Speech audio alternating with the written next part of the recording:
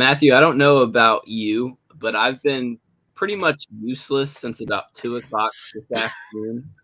Um, obviously, we're going to talk about everything that happened at Celebration today. We're going to try to go in sort of chronological order. We might jump around, but the big Lucasfilm panel started at 2 o'clock, and I was at work, and yeah, I didn't get anything done. I was just locked on my phone looking at like 3 different like Twitter threads about what was going on because we're gonna gripe about it. They did not live stream the panel for whatever reason. We were talking, before we went live that maybe it had something to do with them wanting to reward the people who showed up, but you can still show the exclusive trailers and stuff to them and reward them for that, and then also. They're gonna watch Kenobi in like an hour, so I think they got rewarded enough. At least like let us at home watch the panel, but it is what it is. I mean, here's my thing. As someone who I was lucky enough to be in an overflow room for The Mandalorian, like I last Celebration when they started this lottery system, I was the luckiest person alive. You wanna know why? I won the lottery for the episode 9 panel. I won the lottery for the Galaxy's Edge panel, and then I got overflow for the Mandalorian. So the three of the 4 biggest panels I got to watch and get the exclusives of in some capacity. And while if you were in one of those overflow rooms, you still got to see the exclusive stuff. And the people who had to watch on the outside on the main floor didn't. So you were still rewarded. And so the people who watched on the main floor had like the actual the Star Wars live stream that's going on right now on the Star Wars YouTube. So when it blacked out to like, hey, we're showing the trailer now, they got blacked out and the rest of us didn't. And I'm like, yo, that was cool. And going into today, I expected the same thing. Like, hey, whatever's exclusive, sure, black it out. This, that, and the other. And we're about 30 minutes till when the panel's about 30 minutes to an hour before the panel is supposed to start. And I go to YouTube, like, all right, let me set my notifications. And I see it starts at 12:30. I'm like, that's odd. Because the first panel's technically at 11 our time. And you start going on Twitter and doing some digging. Oh, yeah, they're not live streaming it. And then I was... No, you texted me and broke the news, which you shouldn't have to break the news like that an hour before the panel starts. Like going into Celebration, going into each day, there should just be a list available about here's our schedule, here's where you can watch it, and if you can watch it. Yes. Like, it should be that simple. We should not be playing these games like, is this panel going to be live streamed? Wait, is this one going to be live streamed? Can we do this one, not that one? Like it makes for confusion. For the people who aren't there. And obviously, like I said before, you want to reward the people who bought their ticket and got to go. You want to give them a sneak peek of, let's say, Mandalorian Season 3, which we'll talk about later. Give it to them. They deserve it. But it still let us see the panel itself, see us have the conversations with the hosts and with the actors and actresses and directors on stage so we can get a little bit of a taste of what to expect. And we're not like me, just literally my face in my phone for 3 hours trying to figure out what news tidbits are coming in. So that was kind of frustrating, but shout out to Alex Damon. I think I followed most of his threads. I followed Star Wars Newsnet. And then and then Christian Harloff was posting some stuff too. Christians were more sporadic though, but yeah, right. It was, and also shout out to whoever's running the Star Wars Twitter, although I am not happy about how this fandom is treating Star Wars fans in general, because guess what? They didn't even stream that panel to the actual show floor either. Mm-hmm. So when I have buddies who are on the show floor and they're tweeting about how I can't see this, but I'm here. I'm an actual patron of this event, and I have no way to watch this. That's a little bit too far. No, I agree. And like they've live streamed other panels. Like I watched the High Republic one. Yeah. I guess we could talk about that first since it's not, the big news. Right. I'm not going to go too much into it. But they live streamed the High Republic panel. They had all of the main authors of Phase 1 up on stage, and they were just talking about the creative process and what to expect in Phase 2. And Phase 2, they're going back 150 years before the events of Phase 1. So you're going to see Some older characters that were introduced in phase 1, you're going to see their younger versions. In phase 2, it's going to be basically a completely different timeline, completely different story, but they're going to start connecting some threads that's going to eventually lead into phase 3. And they released some titles of the novels, the young adult novels, the comic books, a manga, a audio drama only. Yes. Like, they have a lot of stuff coming, and I am overwhelmed with phase 1. Like, I have not even scratched the surface of phase 1. Like, I've done the adult novels, I've read a chunk of the main comic run, but like the YA stuff, the early reader stuff, because there are stories in there that are important, I just have not got to yet. So seeing an entire panel talking about phase 2, which launches in October, like, I have a little bit of time to try to catch up, but like I said, there was maybe 6 or 7 things announced all at once during that panel for phase 2. And I just like started sweating. I'm just like, oh my God, like more stuff. Like, it's a lot, but it was really fun. It was, all of those authors are very, very passionate about Star Wars and what they're doing. And to see them kind of talk about how they were able to come together, especially during COVID, like they were doing Zoom meetings, like sometimes 3 times a day, because they couldn't meet in person, just trying to make sure everyone's stories were lined up correctly. And I just love that group. Shout out to Charles Soule, Daniel Jose Alder, Kevin Scott, Claudia Gray, like all those guys and gals, like they are awesome. And I love what they've done with the High Republic. And it seems very clear that they are going to continue to expand in this era in live action and video games going forward. And they've kind of set the tone. They've set the tone for that era going forward into even bigger stories on the big screen and then the small screen. So very, very exciting. I had a lot of fun with that. But no, let's go back to the Lucasfilm panel, because that one was the big one of the day. And it started out with Hayden and Ewan being brought on stage. Hello there. That was great. And seeing the response from the fans it's just been awesome. Seeing them finally get their flowers off after all these years. But I didn't expect this panel to be anything. And Matt, I'm sure you didn't either, because the show airs in a few hours. Yeah, that portion of the panel I didn't expect. I thought maybe they'd show like a clip at most, and they didn't even do that, so which I'm not even upset about, because it is 6 hours away. It's nuts. People are going to be watching it at Star Wars Celebration in 50 minutes. By the time we were done with this show, people will have seen something.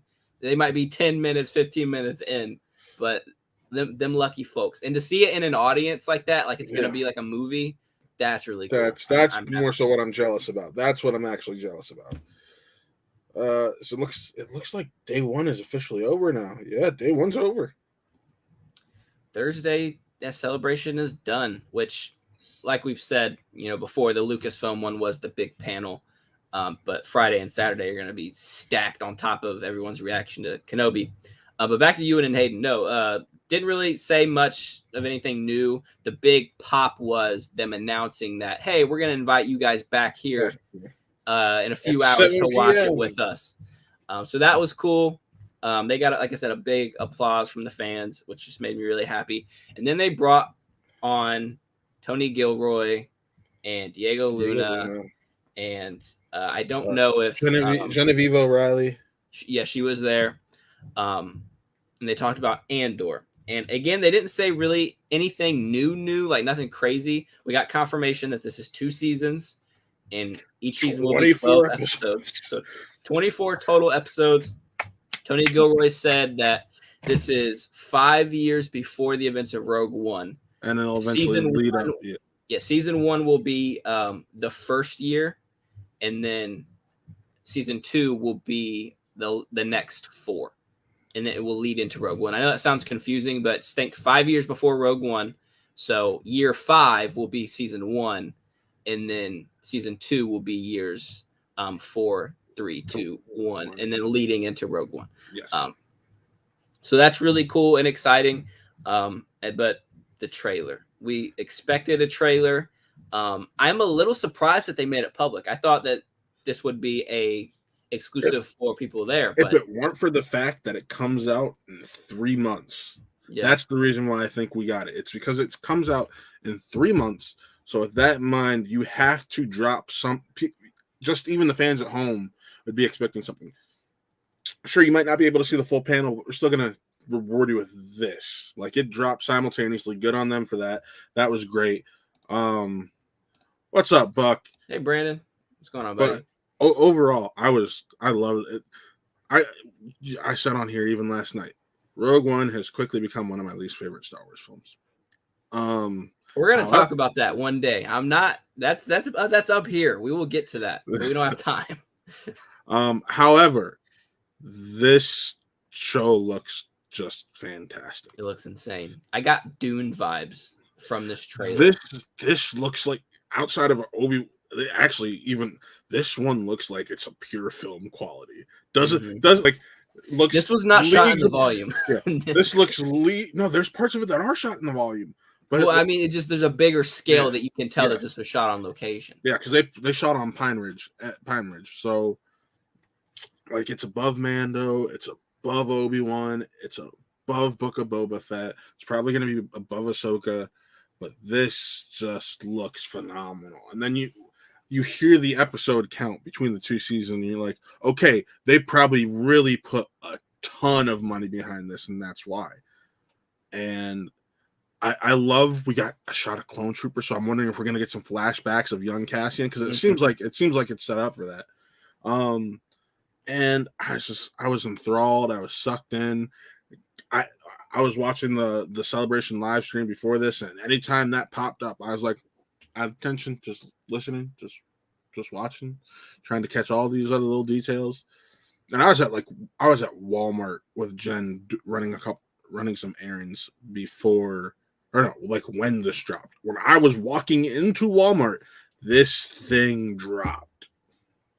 So I was like, well, I was gonna try to do a reaction, but screw it, I can't wait. Well, with me, I saw that the first 2 episodes are gonna air on my birthday, and I was like, yay, like that's exciting, like a birthday present. And then like immediately the trailer came out. I was like, oh crap, I got focused. So I watched the trailer, and was like, I got to do an episode on my birthday. Right. But no, the trailer was incredible. Like I said, I love just the tone throughout with the guy ringing the bells. Yeah. I don't know who he is or what that is, but it's just very cool to have like that just the constant beat throughout the trailer, and it just gets louder and louder. We saw Clone Troopers, as you said. We saw Coruscant. Right, we saw the Senate Chamber. The first time we've seen the Senate Chamber in live action in 20 years. Like that's damn near.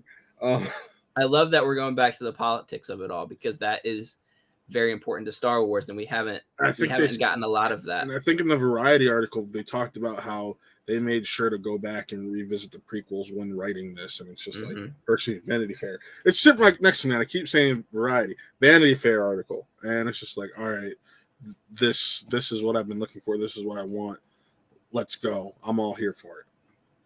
Right. And as I said before, in terms of the timeline, this is 5 years before Rogue One, which is 5 years before the events of the original trilogy. So the rebellion it's underway. Like, they are getting very, very close to making that first strike at the Empire. But seeing Cassian grow, I know that Diego Luna said that you're not going to like Cassian at first. Like, he's not a good dude.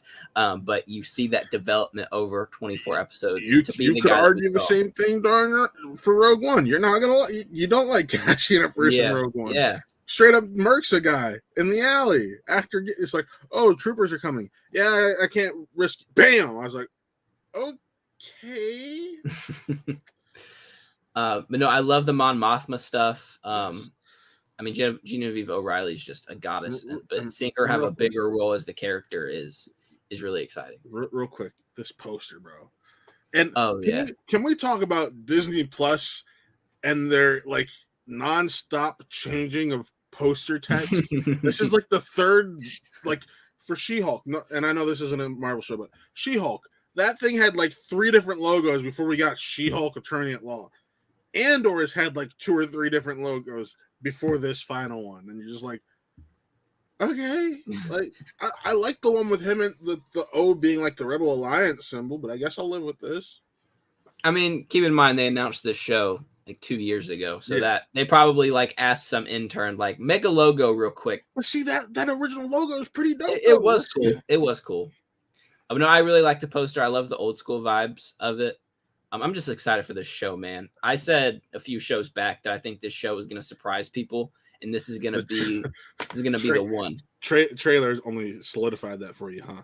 Yes, 1000%. And I also love too that Tony Gilroy was saying that I don't know if we discussed this yesterday, but there's going to be like 20 some characters that have major like speaking roles. Yeah. So that, and you see in the trailer, especially towards the end, you get shots of different characters, like their backs, and I think that's the trailer saying this character is really important. This character is really important. I mean, you don't bring Stellan Skarsgård on for nothing, and I'm glad. Right. Even though he looks straight up like Woody Harrelson in Solo.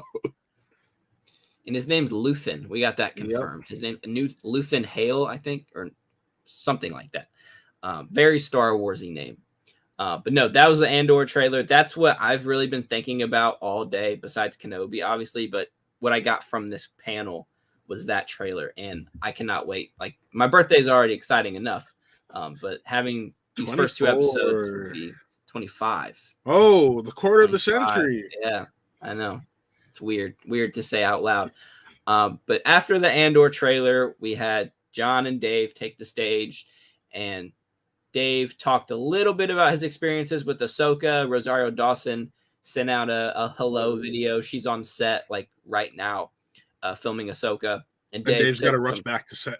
Right. Dave's probably on the road right now back to go finish filming for the day. And I also noticed in the picture, I don't know if you saw it, but her Laku. Oh, her Laku is longer. There was a picture. I didn't see it. Yeah, her Laku is a little bit longer. The headdress itself just looks better, which had a lot of people. Yeah, because it looked a little off. Yeah, it's not like a major difference, but it's noticeable that it's longer, which I thought was cool. I'm gonna have to look for this picture real quick.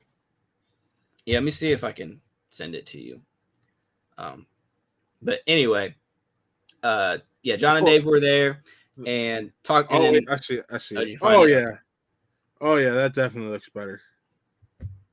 Yeah, I think so too. It never bothered me. I was never one of those people who was pitching a fit about her Laku, like her Montrals or whatever. So for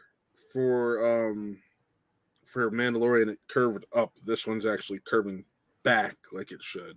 Mm-hmm. So I'm digging that. And it's the right color blue. Where originally in Mandalorian it looked like a little too light. So I dig it. I dig it. Yeah, but other than that, Dave and John were getting into Mandalorian season 3, how that's been underway for a while. Talked a little bit about where Din and Grogu are going to be going. Can we talk about the logo difference? You can like season 1, we had Mando walking alone. Season 2, we had him carrying Grogu, and now they're standing side by side. Mm-hmm. And I love the green tint too. Yeah, green and yellow. Oh, God, I love it. Yeah, it's very cool. But no, they talked a little bit about Din's journey thus far. Didn't get too much into the nitty gritty, but then they showed a trailer, and this was exclusive for the people in the panel. And someone leaked it out until we saw it. I couldn't help myself. I mean, I was on my phone and it was there. I was like, "Oops, I'm gonna click it. I gotta watch it now." And I watched it, and it was very cool. It was very cool, and just by what I remember, because I've only watched it one time, because I felt dirty watching it in general. But Bo-Katan is sitting on some throne. It's not the Mandalorian throne, but it's a throne. She seems very angry. Like, she's very upset in this trailer. She's upset at basically everything. She just feels like she's just had the most unlucky run as a Mandalorian leader up to this point. She says something to Grogu about how, did you think your dad was the only Mandalorian? And there are shots of a bunch of Mandalorians just running around, just wreaking havoc.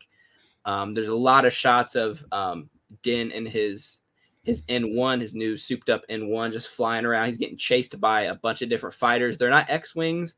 They're not Imperial. I don't know what they were. They were different, which I thought was cool. We see Greef Karga. Greef Karga has this dope new jacket. It's like red and white, and it's got all these patterns on it. Like, it was so sick. So I'm glad we're getting Greef Karga back. That's super exciting. I don't know what Matt's doing, but he should be back shortly. But no, the trailer was cool. I'm sure you guys can find it out on the internet somewhere. If you feel, comfortable watching it. I don't know how you guys feel about leaks and stuff, but it's out there. You can watch it. It gave us basically what it was meant to do, a teaser of what to expect in season 3, which we got confirmed will be airing in February 2023, which is a little disappointing. I was hoping for that Christmas time Star Wars-y thing that we've gotten used to the past, 5-6 years now. So that's a little disappointing, but only waiting a couple extra months isn't going to kill me. But it was nice to get that confirmation. And then obviously Ahsoka will probably follow very shortly after Mandalorian comes out in February. But they took the stage, talked about Mandalorian for a little while. And then they transitioned into Willow, which Willow isn't Star Wars, but it is Lucasfilm. And this was a Lucasfilm panel. So I guess it technically counts. And I'm not going to pretend like I'm some huge Willow fan because I'm not. But the trailer did look cool. I watched it. I didn't know what was going on. I didn't know really anything in the trailer, but I thought it was neat. Some of the cast and crew that are a part of this show are really familiar with Star Wars and other Disney property, which is really cool.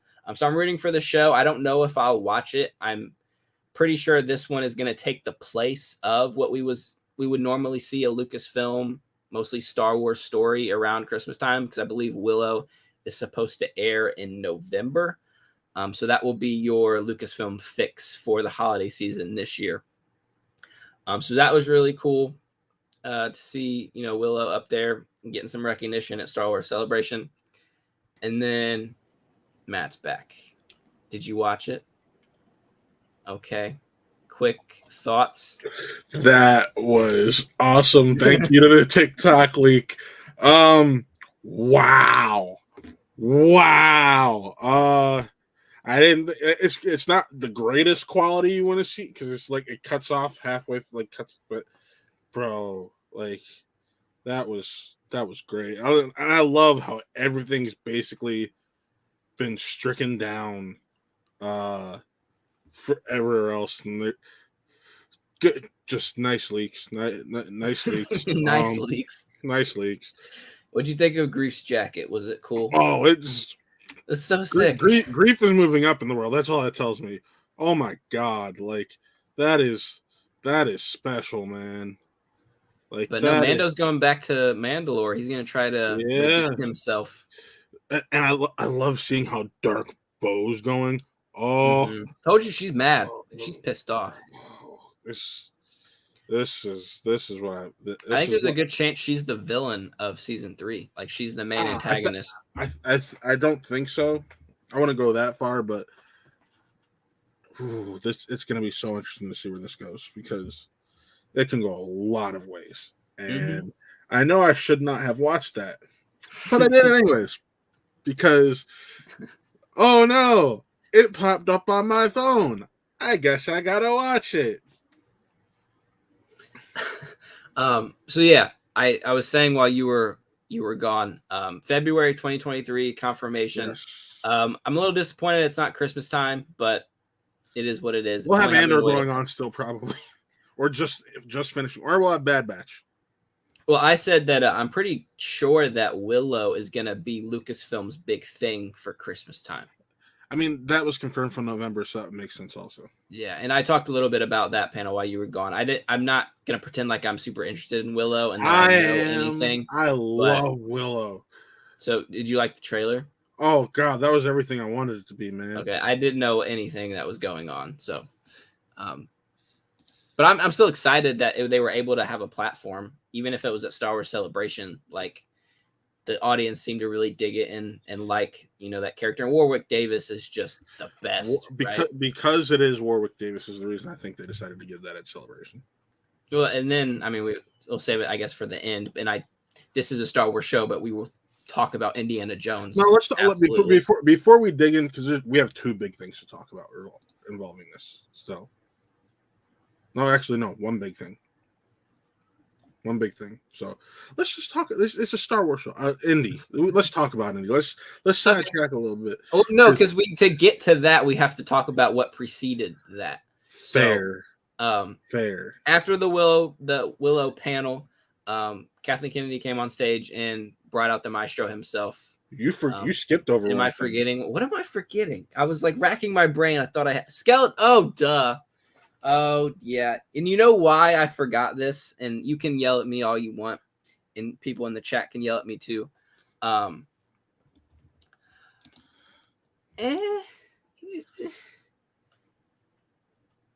Yeah, it's cool.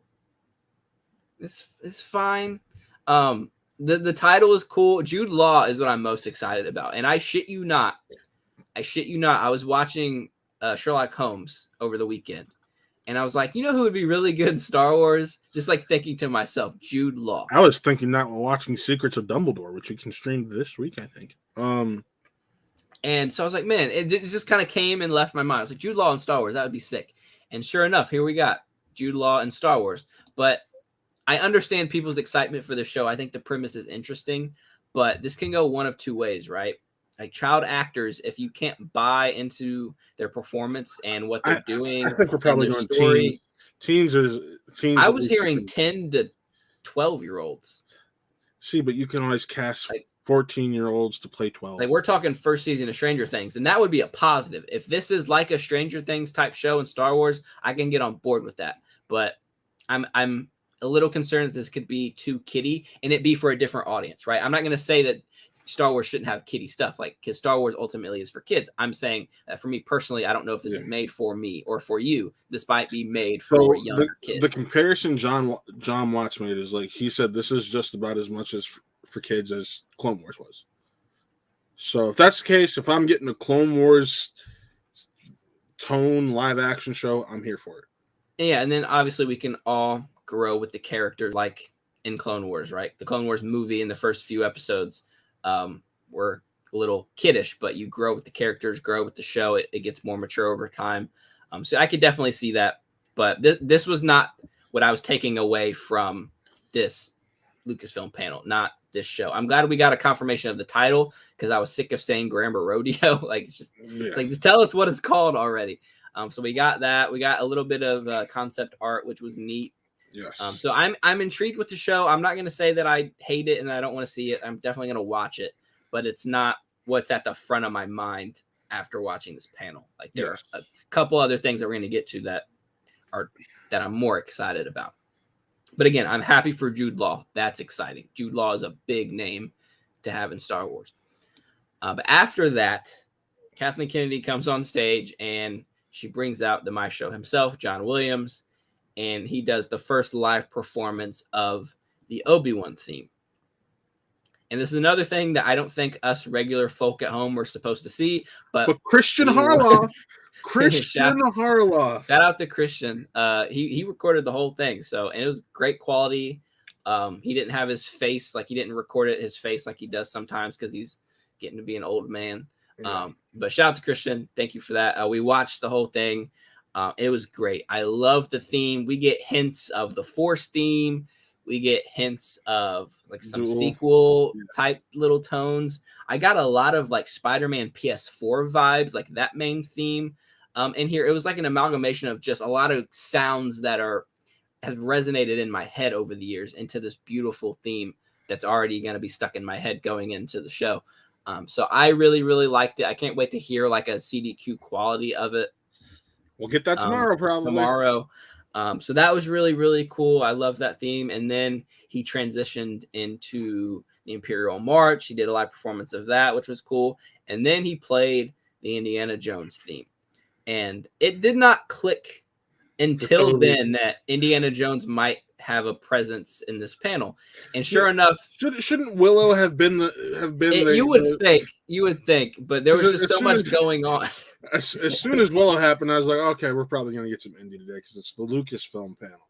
Yeah, the things weren't clicking in my head like I wanted them to. So once that started, I was like, oh, okay, we might get some Indiana Jones stuff. And sure enough, Harrison Ford takes the stage. He wishes John Williams a happy birthday. He made a joke about how that song follows him everywhere, which got a good laugh from the crowd. The crowd just popped when he walked on stage. They gave him, and it should have all his flowers, which was really cool. Got confirmation of June 23rd, 2023 as a release date. June I believe 30th, I thought it was. Yeah, it's going to be mid to late June for that release. Finally, after all these years, still no official title. It's still Indiana Jones 5, which I would like to know what, at least a tease of what adventure is going on. Yeah, it's June 30th, 2023. And my buddy PJ Campbell, he had a theory, and I'm starting to think he might be right, because they've made it known this will be the last Indiana Jones adventure. He said it wouldn't shock me, considering we're roughly a year out. We've known this movie is a thing for the past few years, and we know it's his last adventure if they just call it Indiana Jones. I don't know if I love that. And see that PJ, he's like, I don't love it, but I get it, and I'm of the same mindset. Yeah, no, I would agree that I get to make it simple. You know, Indiana Jones, right? It's kind of like a self-titled album, like for music artists. Like nothing else needs to be said. This is the title, Indiana Jones, and that tells you everything you need to know.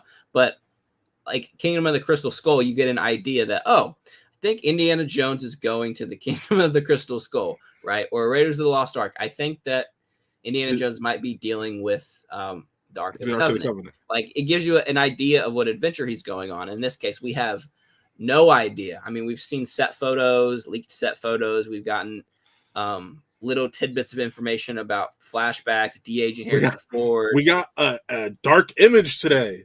That's about it. I did like it though. We got that. I like Indiana Jones silhouette. It's very cool. I just wish we got a better look at him. You know what I mean? That was just my only complaint. I just wish he gave us a few images, not just that one. And granted, I thought long and hard for a minute about changing my Batman lock screen to Indiana. To that, yeah, I had half a thought too. But no, we're still over a year out for that, so we won't be seeing any footage for a while, which is a little disappointing. But I'm still glad he was there. He was able to talk about it for a little bit and get his flowers from the Celebration crowd, because we're not sure how many more celebrations Harrison Ford will be going to. And in this case, it wasn't even for Star Wars. Probably this wasn't even. Yeah, this wasn't even for Star Wars. So, that was really cool. That sort of wrapped up the Lucasfilm panel. Yeah. And outside of some interviews, that's basically all we really got from Celebration today. Right, and I want to talk a little bit about the Celebration stage, because we were saying off air that they were bringing on everybody for quick interviews, right? So they brought on Ashley Eckstein. That was really cool, because the energy that she brings to Star Wars, like people love by the way, the new Her Universe stuff is I did see that. Yeah, I did see that. Jenny was crying. She looked up the prices, and she's like, I went from wanting, like, let's see, she wanted the Leia Endor thing, the Padme handmaiden sweater, the Amidala from episode 2 shirt, and the shawl, which are two separate items on the site. They made it seem like it's one item when they're going over that. The Amidala dress shirt and the Queen Amidala, that garment that was based off the garment that was based off of that famous red dress we see her in, with the she went from wanting all that to like, maybe I'll get one or two. Yeah, bro, that Endor jacket, I was that was cool. $90. I mean, that's about right anymore, to be honest. But here's the thing: for high quality stuff, the handmaiden hoodie, $60. So like, that's kind of a big price shift. But I guess so. But my favorite thing from that whole set was there's a doodle that Dave did of Ahsoka on a Loth Wolf, and they turned that into a T-shirt, and I was like, I want that. I don't know how I'm going to get it. I don't know if these are all Celebration exclusives, or if you can buy it on Her Universe right now. Oh, well, you always do this with shows. You tell me you can buy this now, and then I go buy it now when I don't need to, and I don't have money to. But. Hey, I will say this: the Boba Fett long sleeve woven button up was kind of cool.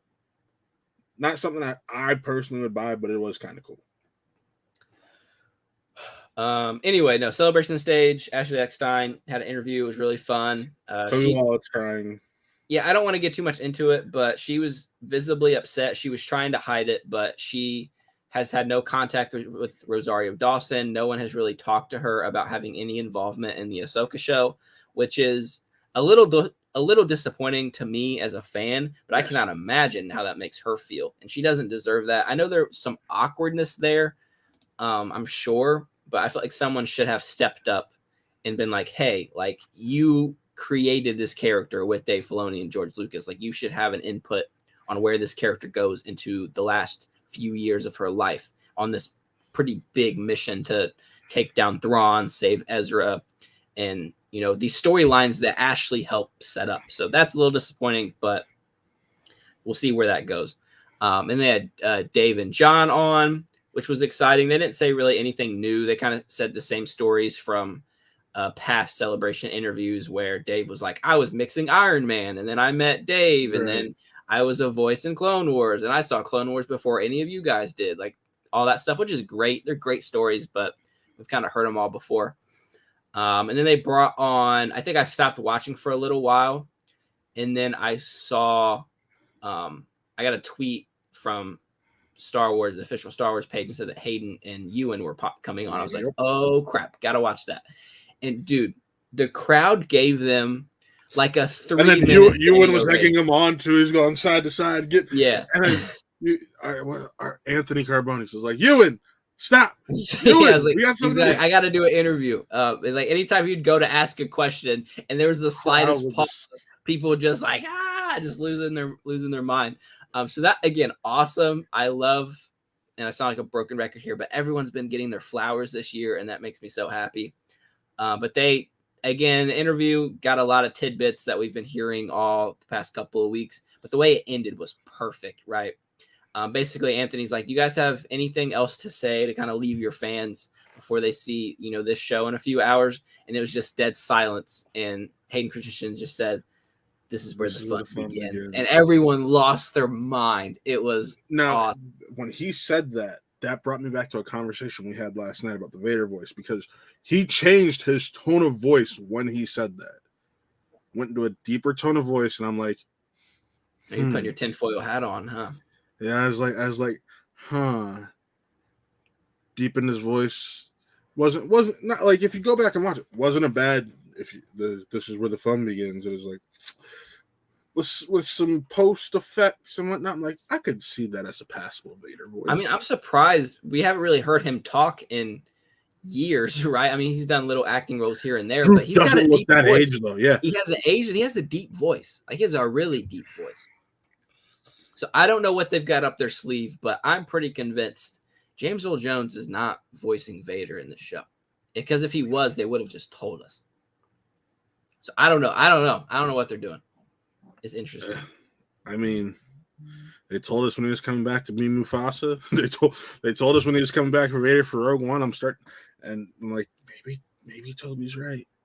I don't know. Right. I don't know what they got up their sleeve. But that ended that conversation, and that was awesome. Probably my favorite moment, besides maybe like the Andor trailer and stuff from today. But then they brought on immediately after that Rupert Friend, and Moses Ingram, and they talked a little bit about their characters. Rupert Friend seems like an awesome guy. He's clearly not like the Star Wars nerd that a lot of the other actors and actresses and directors are, but he's just happy to be there, excited to be a part of the ride.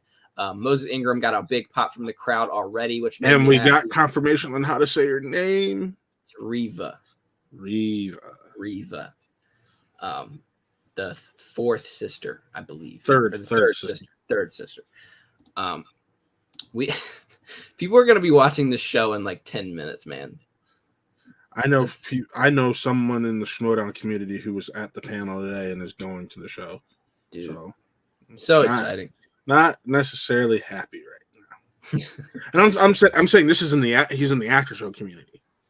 Oh, I see. So it's not like he's pressing, or no, he won the lottery, going in for the show, and I'm over here like, I just hope the crowd behaves themselves.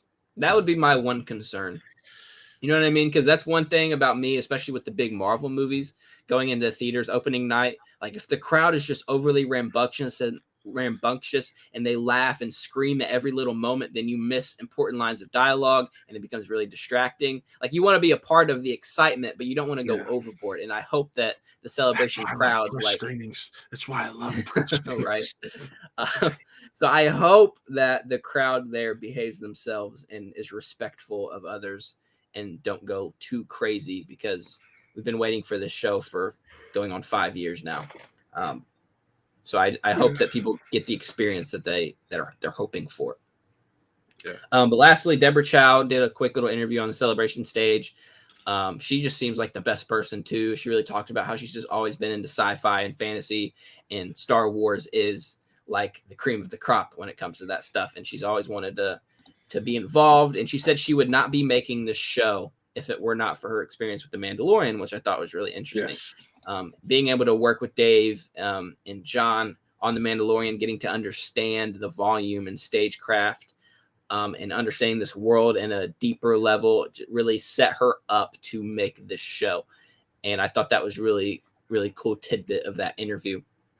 And I mean, Ewan and Hayden and everybody has just said the best things about her as a director, as a talent, in filmmaking in general. So I'm just so excited to see what she's cooked up for us.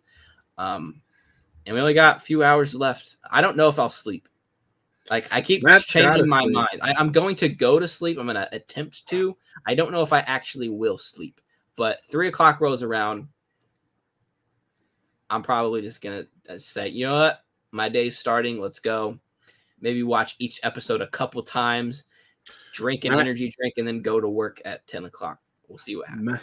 Matt has no choice but to sleep. So right, you gotta work. You gotta work in the morning, right? 5:30 to 12 in the afternoon. I made the choice. I've already set my alarms. I'm also gonna set backup alarm in case I don't wake up.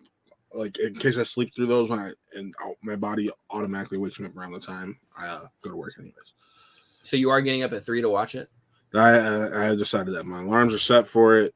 I'm just the dangerous game though is how long are these episodes going to be? Here's the thing. If they're an hour long each counting credits, if I wake up at 3, watch both of them, I have half an hour to get ready for work. And I normally wake up at 5 for a 5:30 in the morning shift anyway. So that's not that big of a deal for me. You know what I mean? Mm-hmm. No, that makes sense. Because my brother just texted me. He's like, he's trying to figure out what he's going to do for work. He's like, how long are these episodes? And I'm like, no one knows. Like, no one has any idea how long these are going to be. I said, my guess is between 45 and 55 minutes. Like, that's what I'm hoping for. But it remains to be seen. We won't know until we go to play it, which is kind of annoying, but it is what it is. Yeah. Anything else? No, that's it.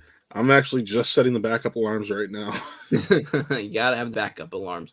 I have an internal clock that works and that I trust for work because I get up basically the same time every day anyway. And like I told you before, I'm up at 3:30 every morning, so I might just once I wake up, that's it. My day starting. See, if it's not a day where I have to work, my internal clock always sets me up to wake up around sometime between 7 and 8.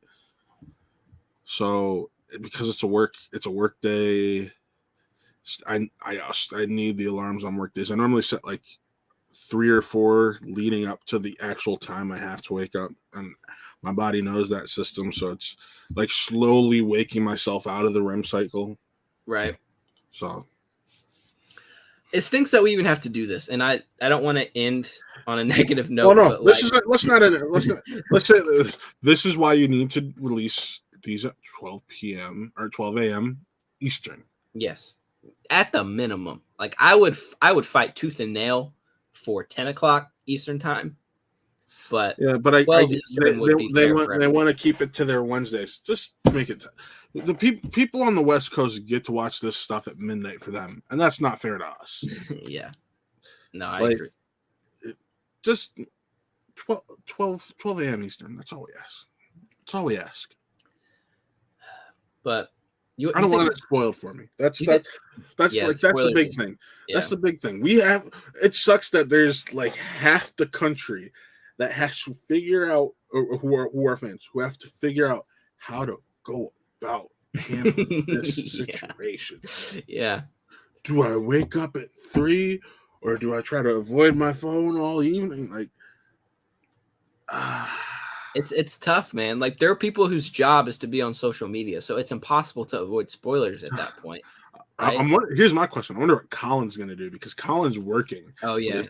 is Colin going to stay up till 3 to watch like he normally does, or is he just going to? I don't know. We've not really talked to him. He's been super duper busy.